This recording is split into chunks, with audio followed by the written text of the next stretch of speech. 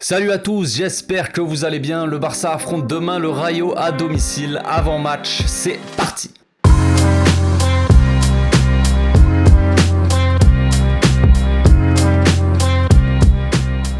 Au passage, n'hésitez pas à vous abonner, liker et commenter. C'est le meilleur moyen de me soutenir et ça fera plaisir à tonton.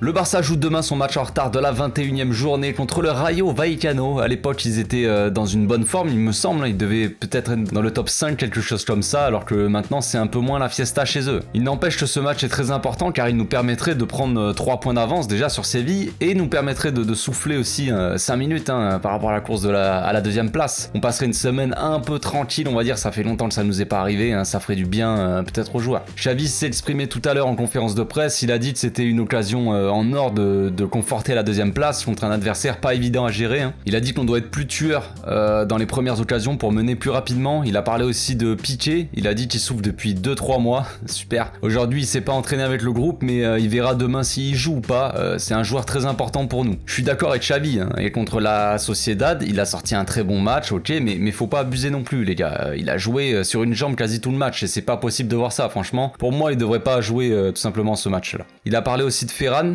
qui d'après lui peut jouer tous les 3-4 jours. Qu'il marque ou non, Ferran est très important pour l'équipe d'après Xavi. Je suis d'accord avec lui, il est important pour l'équipe, mais quand il est cramé, il faut aussi faire tourner un petit peu, frère. Voilà, c'est tout ce qu'on dit. Ce que je dis moi en tout cas. Xavi a dit qu'on avait besoin des supporters car sans eux, voilà, on n'est pas vraiment une équipe. On a besoin de leur soutien, c'est clair. On l'a vu contre Cadiz et contre Francfort. On a vu une très belle victoire de l'équipe féminine hier avec plus de 90 000 supporters. Maintenant, on les attend demain aussi. À moins que voilà, ils aient vraiment quelque chose contre l'équipe masculine. Je ne sais pas, je ne comprends pas trop, mais voilà, on les attend, on vous attend les gars, c'est tout. Bref, Xavi a rappelé qu'on était dans la première année de l'ère post-Messi et que on doit être patient tout simplement. Pour l'instant, il s'en sort pas si mal que ça non plus, Xavi, donc ça va. Ansu n'a pas été convoqué pour ce match et il devrait l'être normalement pour Majorque d'après Xavi, donc dans une semaine. À voir s'il repousse encore, mais logiquement, voilà, il devrait pas tarder à revenir. Après, voilà, on le répète, on n'a pas envie de trop se presser. Je pense que le club n'a pas envie de se précipiter avec Ansu et voilà, ça sera le moment quand ça sera le moment, j'ai envie de dire. Il a eu aussi un mot sur Frenkie qu'il considère comme très important dans l'équipe. Il a dit qu'il doit marquer une époque au club et qu'il peut devenir l'un des meilleurs milieux du monde et que si ça ne tenait qu'à lui, il resterait de nombreuses années au Barça. Comme ça, c'est dit. Ten Hag, frère, t'as beau aller à Manchester United, tire-toi de là. Frenkie reste au club, c'est tout. Enfin bref, concernant la forme des équipes, le Barça sort d'une victoire très compliquée à l'extérieur contre la Sociedad, une victoire au mental, on va dire, contre une équipe de la Real qui est plutôt joueuse et agressive aussi, qui nous a posé quand même beaucoup de problèmes, mine de rien. À noter que sur nos 2 derniers matchs à domicile, on a perdu les 2 matchs, contre Cadiz et contre Francfort. À noter aussi que Ter Stegen sort d'un match héroïque, on va dire, homme du match contre la Sociedad. Il a fait 2 arrêts décisifs pour nous permettre de tenir le score, donc voilà, c'est juste un petit clin d'œil à Ter Stegen. Marco, si tu m'écoutes, merci à toi.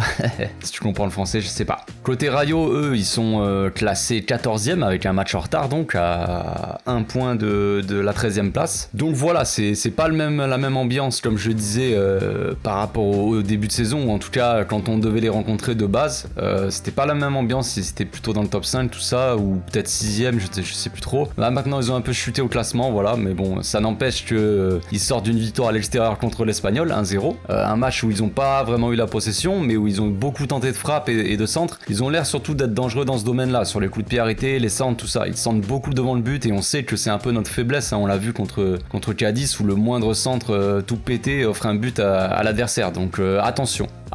Faudra faire attention au fameux Sergi Guardiola aussi qui nous pose quelques problèmes quand il joue contre nous. Il a une dent contre le club, le gars, de toute façon.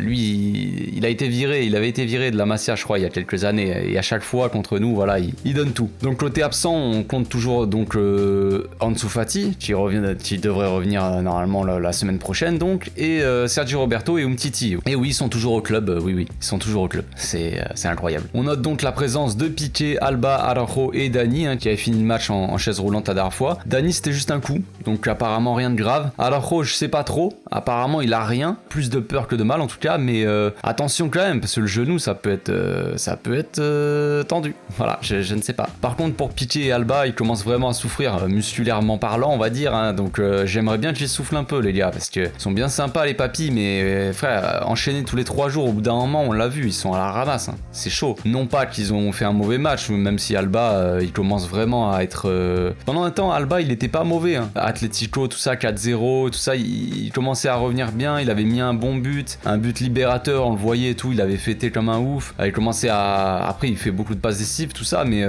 quand même, on le sent un peu moins bien là. On le sent vraiment en galère, quoi, physiquement. Donc, il est temps de souffler un petit peu. Voilà, c'est tout ce que je dis. Donc, on va passer directement à la compo. Je partirai en 4-3-3 avec Ter Stegen dans les buts. Hein. Sur les côtés, Dani à droite et Dest à gauche. Comme je l'ai dit, je mettrai Jordi Repos. Hein. On était à 2 doigts de le perdre dans le dernier match. Donc voilà, on n'a pas vraiment de remplaçant. Donc on va pas jouer avec le feu non plus. Pour moi, il doit souffler. Dest peut faire le taf sans problème à gauche. Dans l'axe, Araujo Garcia. Peut-être risqué de mettre Araujo, je sais pas. Si on considère qu'il a vraiment rien, je le mettrai. Mais franchement, je suis pas serein quand même. Sinon, si je mets pas Araujo, je mettrai l'anglais à sa place. Mais bon, vous connaissez la suite. Garcia, l'anglais, je ne sais pas. Je ne sais pas. Pour moi, Piqué ne doit pas jouer ce match. Mais bon, on verra bien demain. Hein. Ça m'étonnerait même pas qu'il soit titulaire. Mais pour moi, interdiction. Interdiction, il ne doit pas jouer. En 6, je mettrai Busquets encore une fois. Oui, il sort d'un bon match, je trouve, contre la Sociedad là. Et je le remettrai en espérant qu'il soit pas trop fatigué quand même, parce que lui non plus, il a pas vraiment de remplaçant. En tout cas, Xavi dit qu'il a pas de remplaçant. Il joue beaucoup, il sort quasiment jamais. Donc voilà, moi je le ferai quand même sortir selon le score, je le sortirai du terrain. Pour l'accompagner, je miserai sur Nico et Richie Puig. Eh oui, Richie, mon petit gamin, ça fait longtemps. Hein. Il doit même plus savoir à quoi ça ressemble un terrain de foot, le pauvre, à part les terrains d'entraînement bien entendu, mais il a l'habitude de le voir du banc de touche. Il est en train de tricoter là, je sais pas trop ce qu'il fait sur le banc de touche, mais vas-y frère, c'est ton moment. Enfin pour moi c'est ton moment. Vas-y, Frenkie et Gavi sont sortis cramés du match contre la Sociedad, donc j'aimerais les voir un peu souffler. Nico tiendra le rôle de Frenkie, on va dire. On a vu quand il a débarqué avec la A au début là qu'il est capable de le faire. Il peut se projeter avec le ballon, voilà, faire des projections vers l'avant. Il a la capacité de le faire. Après, il n'a pas l'aisance technique de Frenkie non plus, mais il a quand même les qualités pour le faire, je pense. Richie lui tiendrait plus le rôle de Pedri et Gavi, celui qui est censé être à la création, vers l'entrée de la surface, vous voyez. Donc voilà, pourquoi pas. Hein. Un milieu qu'on n'a jamais vu cette année, il me semble, mais comme je l'ai dit, certains doivent se reposer. Donc pour moi, je mettrai ces trois-là. Devant, je mettrai Adama, Luke, De Goat et Memphis. Grosse rotation là aussi, hein, mais j'ai pas envie d'abuser avec Dembélé. Je pense qu'il va être encore titulaire en vrai, mais et j'avoue que Dembélé est très important tout ça, mais j'ai pas envie d'abuser avec Dembélé. On connaît le passé, le passif de la personne. J'ai pas envie qu'il y ait une couille avec lui. Donc moi je mettrai Adama. Il peut apporter beaucoup de centres. On le connaît Adama, à part centrer, il va pas faire grand chose. On verra. Sur le côté droit, si on a Dani et Adama, je peux vous dire qu'au niveau des centres, on a de la qualité, on va dire. Adama, voilà, il est assez reposé, j'ai envie de dire. Il joue presque plus, donc il peut être en feu, on va dire, et il peut poser beaucoup de problèmes sur ce côté droit. À voir, hein. Franchement, s'il apporte quelques centres, Luc pourrait être à la retombée. On le sait, Luc aussi, il est assez frais. Il a fait une rentrée pleine d'envie, on va dire, contre la Sociedad, où voilà, physiquement, il a montré qu'il était là. Moi, j'ai envie de le voir d'entrée. Je pense que pareil, hein, ça sera encore Aubameyang, mais bon, j'aimerais bien voir Luc quand même d'entrée. J'attends aussi beaucoup de Memphis sur le côté gauche, qui devrait être quand même plus à l'aise que dans l'axe, je pense. Ferran doit aussi se reposer. Pour moi, il a fini encore une fois cramé contre la Sociedad, et je pense pas que ce soit bon de trop pousser comme ça. Rien ne l'empêche de rentrer en cours de match aussi, mais titulaire, non, je mettrai Memphis. Bon, ce n'est que ma compo, hein, et je sais déjà qu'on verra, comme je l'ai dit, Ferran en bas et Dembélé en attaque, je pense, et le milieu à mon avis ne ressemblera pas à ça non plus. Mais voilà, moi perso, je ferai beaucoup de rotation. J'ai pas envie de perdre la moitié de l'équipe sur blessure et être en galère pour la fin de saison. Ok,